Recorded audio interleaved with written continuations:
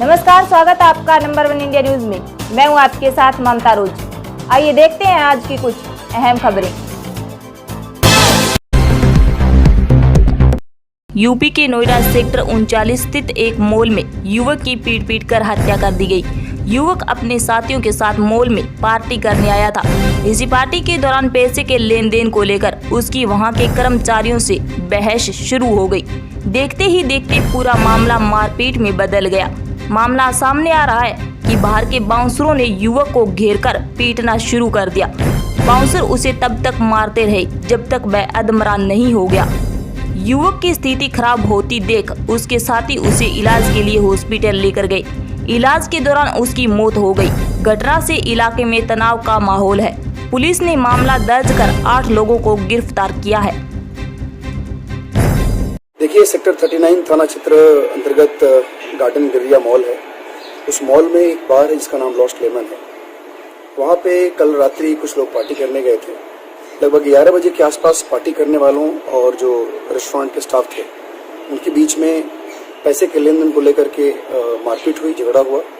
और उसके बाद उसमें से उस मारपीट में एक व्यक्ति को गंभीर चोट लगी। उसको वहाँ से उनके साथियों ने तत्काल हॉस्पिटल लेकर के एडमिट कराया। वहाँ पे जब पहुँचे उसके बाद उनकी मौत हो गई। हम लोग को जानकारी मिली, हम लोगों ने इसमें तत्काल उसमें FIR पंजीकृत की है। और पंजीकृत करने के बाद उसमें जो बाहर के जो जितने लोग हैं सबको हम लोगों ने हिरासत में ले लिया है। हमारे पास सारा CCTV फुटेज है जिसमें 8 लोग आइडेंटिफाई हुए हैं और सभी के खिलाफ उसमें वैधानिक कार्रवाई की जा रही है। और इसमें जो भी फाइंडिंग्स हमारी होगी उसमें सख्त से सख्त कार्रवाई की जा रही है और उसके बाद अन्य वैधानिक कार्रवाई भी की जा रही है। रूसी सेना ने सोमवार को यूक्रेन के 5 रेलवे स्टेशनों को निशाना बनाया। इन मामलों में दर्जनों लोगों के मारे जाने की आशंका है। जिन रेलवे स्टेशनों को निशाना बनाया गया वे मध्य और पश्चिमी यूक्रेन के हैं। इस बीच रूस के सीमावर्ती व्यांसक इलाके में तेल भंडार में आग लगने की खबर है। इस अग्निकांड में किसी के घायल होने या मरने की खबर नहीं है।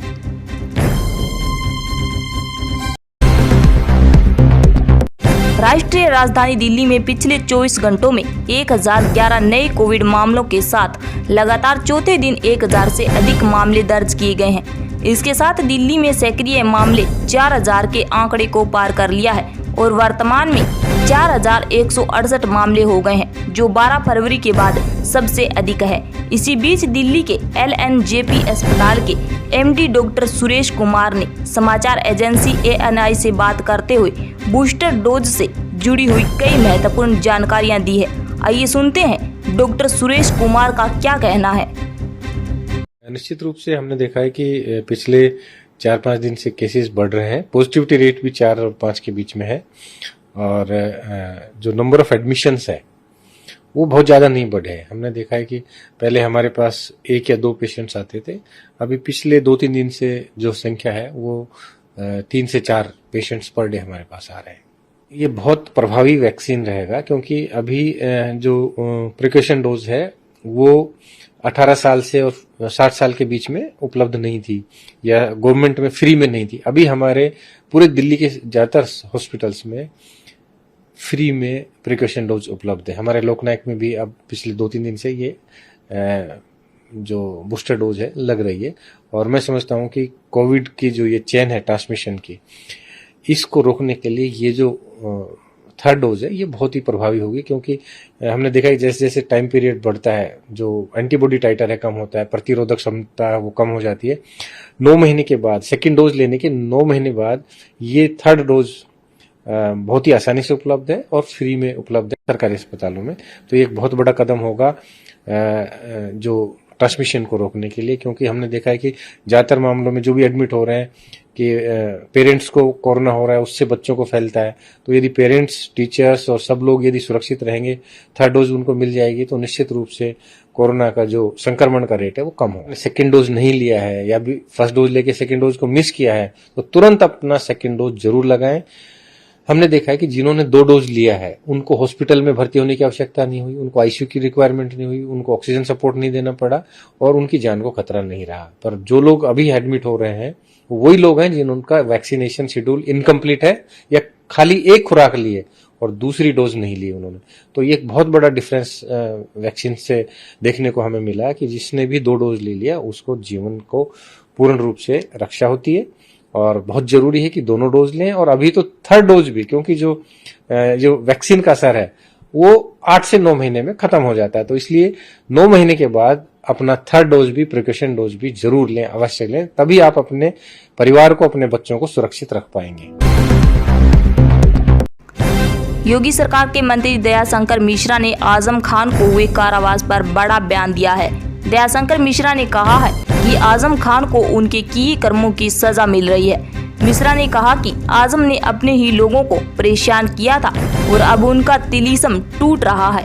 गाजीपुर में बीजेपी के एक कार्यक्रम में हिस्सा लेने आए दयाशंकर मिश्रा ने कहा कि अखिलेश यादव के रिश्ते कब बनते हैं और कब टूट जाते हैं, ये समझ पाना बेहद मुश्किल है। आजम खान के कर्मों की सज़ा उनको मिल रही है। अपने कहा जाता है ना कि गलत नीतियों के चलते, गलत सोच के चलते, गलत फैसलों के चलते उन्होंने एक साम्राज्य खड़ा किया था जो गलत नाजायज़ था।